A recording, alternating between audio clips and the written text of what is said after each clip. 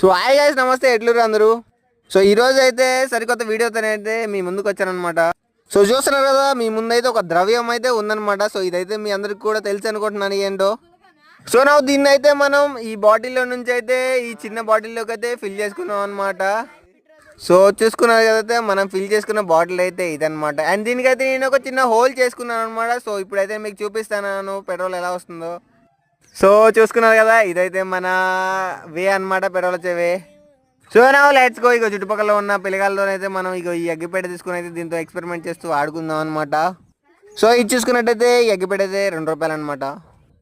So దీని ఖర్చు వచ్చేసి ఆ పెట్రోల్ అయితే ఒక ₹20 అండ్ అగ్గిపేట అయితే ₹2 అనమాట. సో వీడియో చూడండి, అటు చూస్తున్నాడు, మనం వీడియో తీస్తున్నామా లేదా అని చెక్ చేస్తూ చూస్తున్నాను అనమాట.